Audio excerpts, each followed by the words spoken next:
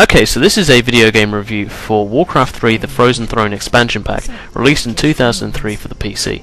This is the expansion pack to the brilliant and epic Warcraft 3 Reign of Chaos, and continues the story on after the Scourge's defeat.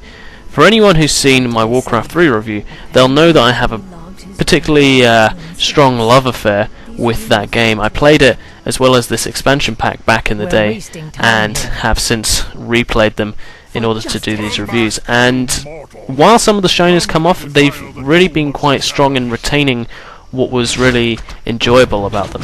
And here's my kind of opinion straight off the bat, so to speak, is that, well, I was not looking forward to the Frozen Throne. I was very apprehensive that they would somehow completely bugger up what was an almost perfect game. I gave Warcraft 3 a 9 out of 10. I don't do that for a lot of games, because there's not many games in my eyes that are as fun, enjoyable, and manage to tick so many boxes.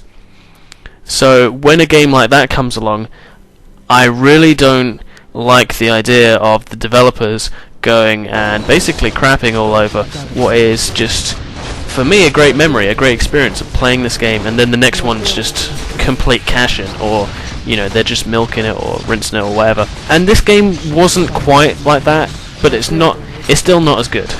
I don't think there was any way they could have, in fact, bettered Warcraft 3. I know some people will think that the Frozen Throne is better, and I can see why. There are numerous innovations and gameplay improvements, but where it mattered, where I always felt it was strong, was in the story element, and I don't think the story was quite as strong as in Warcraft 3.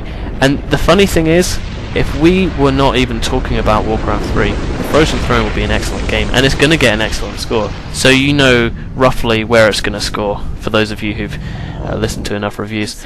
But it will seem like quite a drop down, but it really shouldn't, because it's still an excellent game. It's just the fact that, well, Warcraft 3 was just so damn good, and the story seems so final that any after story just feels a lot weaker, a lot less epic, and maybe they were just kind of hunting around for ideas, and some of the things they felt a little bit scraped together. So anyway, the story in The Frozen Throne is more of an amalgamation of all those characters who, for one reason or another, didn't play a big part in Warcraft 3's finale. Illidan, the character who really wasn't fleshed out very much in Reign of Chaos, takes centre stage with Arthas, the Death Knight. Others, such as Sylvanas, some of the Dreadlords, a bunch of new race characters, are also shoved into the mix. While it might tie up some loose ends in certain missions, it does feel like Blizzard tried to tie perhaps too many stories together. Especially Sylvanas' story felt completely unnecessary and tedious. Some may love this aspect of the Frozen Throne, but I personally didn't, and I felt that a lot of it was just kind of padding to make the game longer. The whole game consists of 3 main campaigns, not including the Orc campaign, which I believe is kind of downloadable. I never bother with all that sort of stuff. And the amount of time is still impressive. It is a beefy expansion pack, so don't let the fact that it's perhaps missing one campaign, or that I'm not talking about that one campaign, don't let that put you off. It is still quite a beefy game. So what's new in the Frozen Throne? Well, while the game engine is identical, as you would expect from an expansion pack, there are loads of new tiles, terrains, and creatures and units in this expansion pack. There's a kind of new sub-faction in the Naga who aren't a completely separate entity. They're kind of tied a little bit to the human faction a bit, but they have their own units, and they add some diversity to the single-player campaign. Each faction has a 4th hero to recruit, with new spells and abilities and such, as well as there being mercenary heroes available to recruit and to buy. Naval combat is also a nice inclusion, and works well with some island hopping missions throughout the campaign being a nice touch. Little things such as the increased upkeep level from 40 to 50 on sort of no upkeep is appreciated, as is the blueprint for placing buildings, so you know roughly where something's going.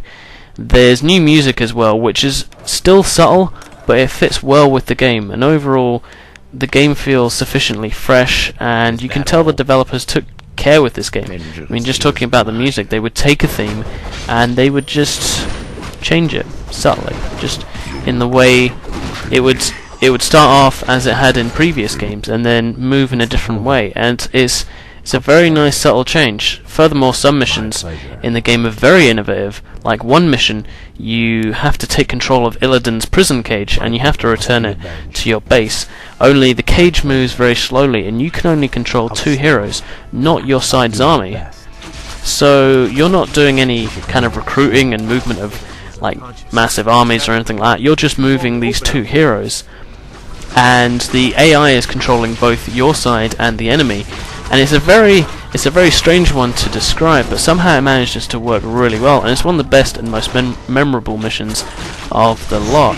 And the final mission as well in the game, where you have to control 4 out of 4 obelisks on a map, with the enemy trying frantically to do the same, is another very memorable one. So there are a couple of very good missions, but having said that, there's also some quite dull ones as well, quite a few sort of dungeon missions, and it's overall it's just not quite as strong and as tight as Warcraft 3, I found.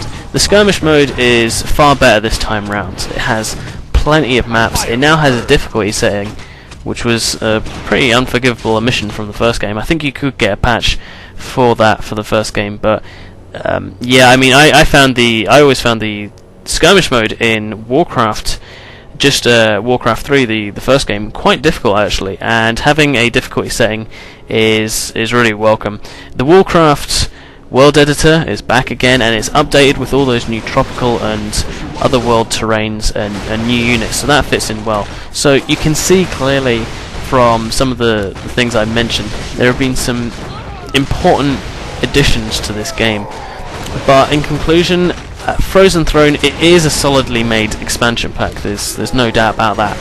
In my eyes, though, it's just a step down from the original game, and that's because I play it for the storyline. I play it for the main single-player campaign. If you play it just for maybe the skirmish mode, well, you're getting C units, you're getting whole new types of maps and new units, and you can set the difficulty level of your AI opponents. So in that sense, it's a more full game.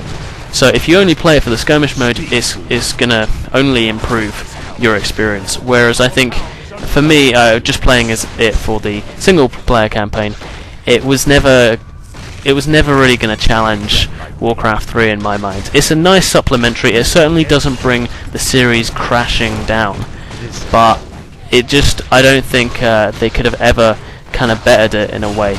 And that said, Reign of Chaos is a near perfect game, so for me this game is still a very good game given the disaster it could have been. So yeah, I give it a very good score of 7.8 out of 10. And that's me.